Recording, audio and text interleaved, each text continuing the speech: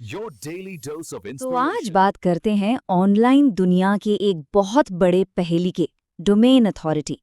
ये वो चीज है जो तय करती है कि कौन इंटरनेट की भीड़ में सबसे आगे दिखेगा और कौन गुमनामी में खो जाएगा। ये सवाल तो हम सबके मन में कभी ना कभी आता है ना, कि आखिर ऐसा होता क्यों है कि कुछ वेबसाइट्स गूगल पर पहले ही पेज पर मिल जाती हैं और कुछ, खैर, उन्हें ढूंढना लगभग नामुमकिन सा लगता है। इसको ना एक आसान से उदाहरण से समझते हैं।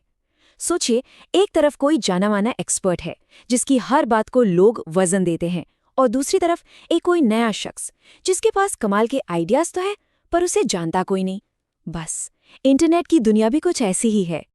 तो फिर इस ऑनलाइन गुमनामी का इलाज क्या है? इसका जवाब है डोमेन अथॉरिटी। चलो इसी को जरा और गहराई से समझते हैं। तो सवाल ये है कि ये डोमेन अथॉरिटी या डीए आखिर है क्या भला? देखिए, सीधे शब्दों में कहें तो ये एक स्कोर है। ये स्कोर अंदाजा लगाता है कि कोई वेबसाइट सर्च रिजल्ट्स में, यानी SERPs पर कितना ऊपर रैंक कर सकती है। ये स्कोर 1 से 100 के बीच होता है और हिसाब बहुत सीधा है। स्कोर जितना ज्यादा, सर्च रिजल्ट्स में ऊपर आने के चांस उतने ही बेहतर। लेकिन एक मिनट, एक बहुत जरूरी बात, ये कोई गूगल का दिया हुआ ग्रेड नहीं है, ठीक है? ये तो मॉज जैसी SEO कंपनियां बनाती हैं। ये बस एक अंदाजा है, एक भविष्यवाणी है, कोई पक्का फैसला नहीं। तो चलो वापस चलते हैं उस एक्सपर्ट वाले उदाहरण पर। तो आप डोमेन अथॉरिटी को अपनी वेबसाइट का रेप्यूटेशन स्कोर या प्रतिष्ठा स्कोर मान सकते हैं। मतलब इंटरनेट की दुनिया में आपकी वेबसाइट की कितनी इज्जत है।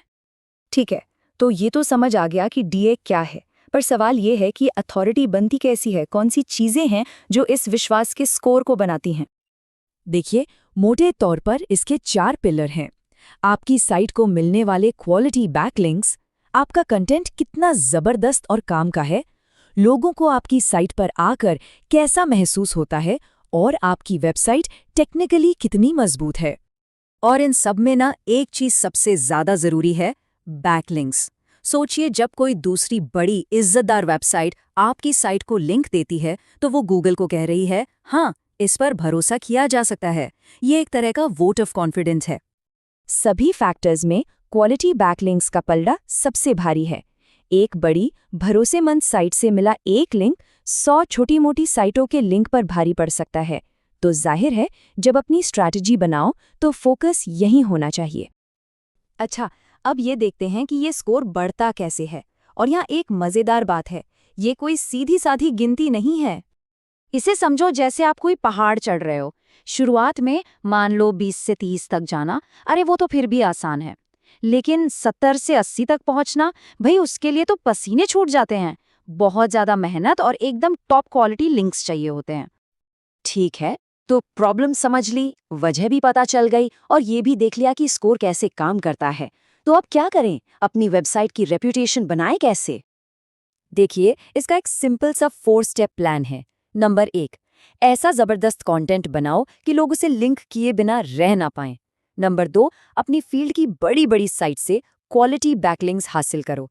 नंबर 3, अपनी साइट की जो भी टेक्निकल गड़बड़ियां हैं उन्हें ठीक करो। और हाँ, सबसे जरूरी नंबर 4, सब्र रखो, भाई इज्जत कमाने में टाइम तो लगता है।